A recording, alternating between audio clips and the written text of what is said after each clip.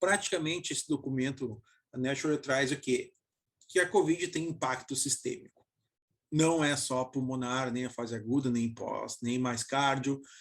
E nós vimos que não tem um grupo específico, nós temos um grupo, sim, de maior gravidade, maior risco para desenvolver gravidade, mas não libera o outro paciente que está bem, que é saudável, que é surfista, de ter a forma grave, ter uma complicação e até a morte, né? Isso aí acaba nos assustando.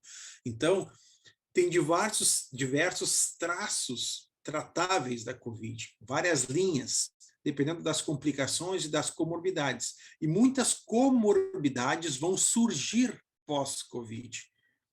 E muitas delas já são conhecidas do fisioterapeuta, principalmente daqueles pacientes que precisam de suporte ventilatório invasivo, precisam de uma UTI, vão ser submetidos a longos períodos de ventilação mecânica com o uso de bloqueador neuromuscular, sedativo, uso de corticoide pesado. Então, tudo isso aí a gente sabe que vai gerar PICs, não é novidade para a gente, porque a gente viu há muitos anos esses pacientes saindo numa condição muito ruim.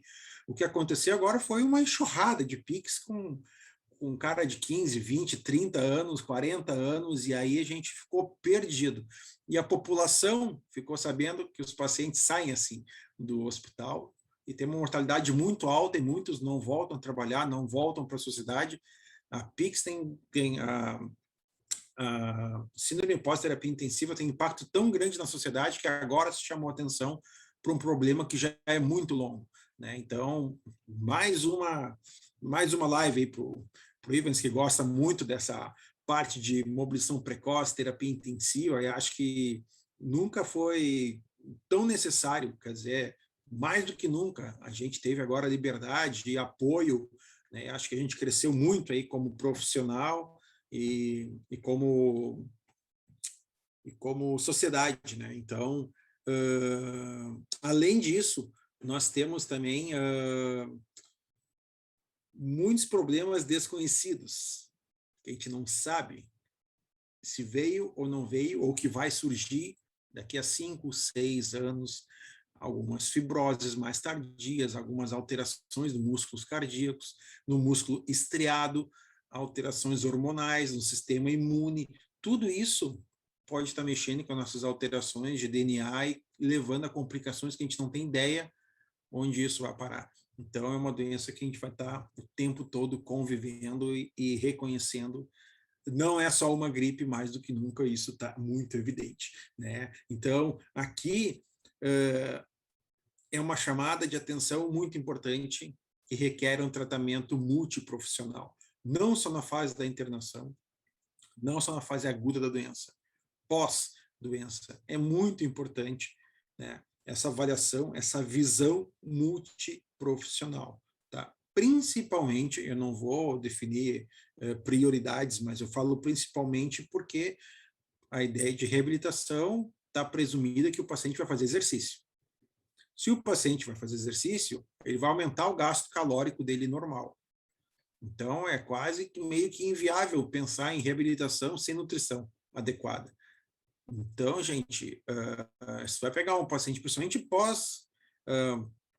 pós-terapia intensiva, pós-desenvolvimento de PICS, esse paciente ele tem que ter um acompanhamento, um suporte tanto hipercalórico como hiperproteico e uma adequação da dieta para ele conseguir render, né, e conseguir ter um desfecho favorável, senão a gente fica patinando muito tempo, tá? Então, a gente tem que começar a trabalhar em equipes multiprofissionais e com pessoas que são bem capacitadas para isso, bem como o psicólogo, ainda mais agora no COVID, né, com as alterações que, em decorrência das aumento de transtornos, né, alteração no humor, alteração no sono, então depressão, ansiedade, todo esse caso que a gente já sabe que está embutido. Então, o psicólogo é o profissional que consegue manejar isso de uma forma muito boa e, obviamente, o médico assistente, que é o cara que vai nos ajudar muito, né?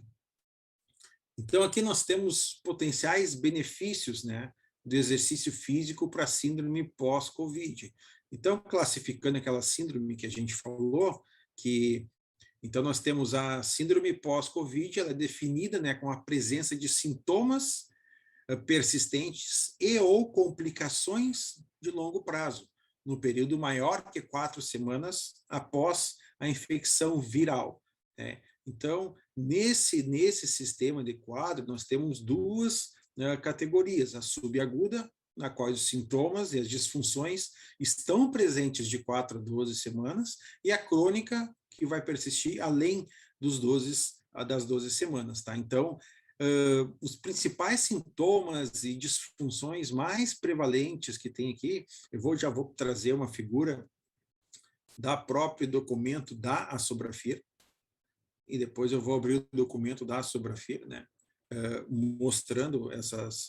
desculpa, eu vou orientar vocês a como chega no documento da Asobrafir, porque ele é livre, né? Então vocês vão ter acesso, poder baixar o PDF, e é muito importante a gente ler, discutir e sugerir updates, alterações, sugestões, porque, gente, como eu falei, o negócio é móvel, ele está se movendo, o conhecimento não é estático, né? E por isso que a Sobrafit tem a preocupação de todo momento, assim que tem alguma mudança mais expressiva naquele quadro, também submeter um novo parecer para ampliar isso. Então, é importante que muitas pessoas leiam, discutam e sugestionam melhorias para que todos possam se beneficiar de um documento e na sua prática clínica.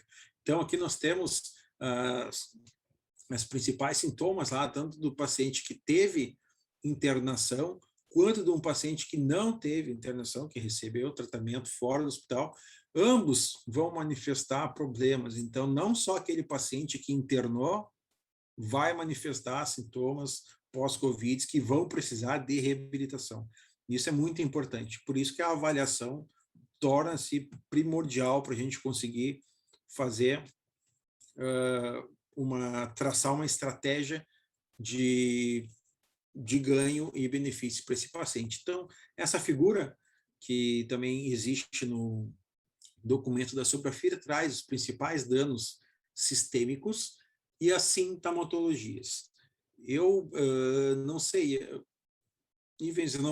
normalmente não fico lendo muito. Eu mostro o documento, está lá, as pessoas podem consultar para ficar mais dinâmico. Então, aqui eu vou entrar mais aqui nos danos sistêmicos, né, nas desordens mentais, psicológicas, e aí o profissional apto a trabalhar aqui, nós temos que pensar no psicólogo. A fibrose pulmonar, que no início da doença era nosso maior medo, com certeza, principalmente porque os primeiros casos, devido até ao tratamento medicamentoso, suporte ventilatório, ninguém sabia, recruta, não recruta, faz, não faz, que tipo de ventilação faz, protetor não faz, e prona, não prona, e aí ficou na discussão, e aí o manejo desses pacientes, os iniciais, tiveram muita lesão pulmonar e que levava a fibrose. Então, nós imaginávamos que ia ter muito caso de fibrose e que a lista de transplante ia explodir. É o nosso maior medo. Eu falei, meu Deus do céu, vai ter que ter muito hospital transplantador de pulmão, porque vai complicar. E para nossa felicidade, isso não foi verdade, né? Então, melhorou o tratamento, as estratégias protetoras, o suporte medicamentoso, a atenção precoce, tudo isso fez com que a fibrose não fosse aí a principal, e hoje ela é em torno de 1%. Ela é a pior, com certeza, pensando em prognóstico, né? Porque é bem reservado, embora nós hoje tenhamos medicações antifibróticas que conseguem dar uma amenizada no desenvolvimento da doença, mas o desfecho final a gente sabe, não é uma doença incurável, né? É o transplante naqueles pacientes que são aptos para esse procedimento, tá? Então, nós temos a desautonomia cardíaca, e aqui eu gosto de falar isso aqui, porque na literatura, no início, não se falava muito, né? E na prática clínica, a gente vê isso assim, ó, muito frequente. Desautonomia, surgimentos de hipótese, né? Então, tu tem hipotensão ortostática, taquicardia, isso aí atrapalha o indivíduo, principalmente na fase inicial da reabilitação, e às vezes quando o paciente está fazendo o desmame do próprio corticoide, o corticoide está ainda muito ativo, o paciente tem uma alteração muito grande na resposta ao exercício. Depois que cessa o corticoide, muda O paciente sobe a lomba, a gente costuma falar.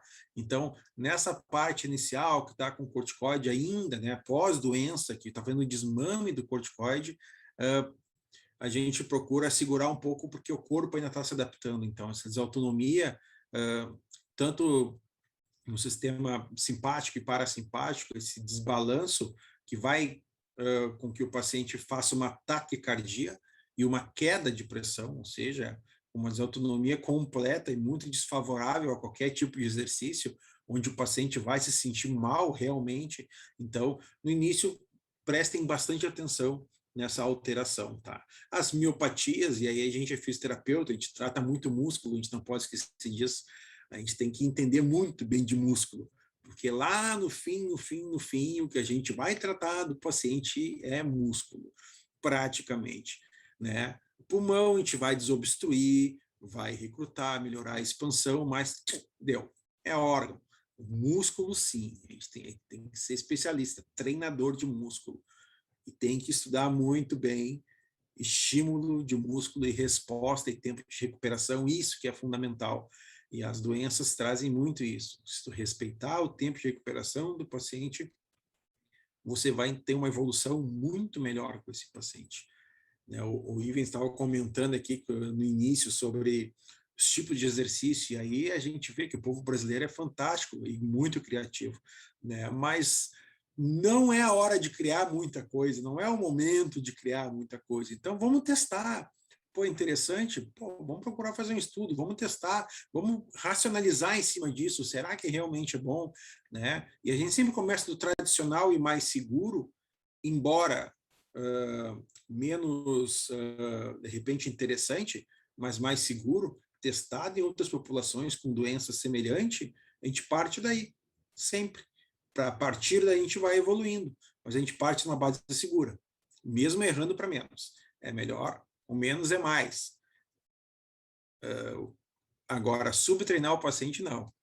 O menos é mais no sentido de não inventar muita coisa, porque a gente não sabe o que pode vir para frente, né? O que eu sempre falo, se tu começar com um paciente com uma intensidade abaixo do que ele precisa, eu sinto muito, você não está treinando ele, né? Você está melhorando coordenação. A gente tem vários estudos mostrando isso aí, nem vou discutir muito aqui, mas o importante é você avaliar o paciente, começar com um percentual de carga específico para ele, e avaliar como esse paciente se comporta com essa carga pós 24, 48 horas. Isso é muito importante. A resposta é muito individual. Tá? E o Covid nos trouxe muito isso. Não podemos comparar muitos pacientes. Né? A mesma coisa colocar no saco muitos pacientes diferentes, tu tem uma média e nessa média tu não encontra ninguém nunca. Né? Porque tu sempre pega o cara que está mais em cima, que é mais embaixo, então isso a gente tem que cuidar, as médias são perigosas, normalmente as médias nem existem, né? Se for fazer média de maior e menor, as médias não existem, tá? Insuficiência renal e tromboembolismo, então essas alterações a gente descreveu, né, no quadro lá do documento da Asobrafir, né?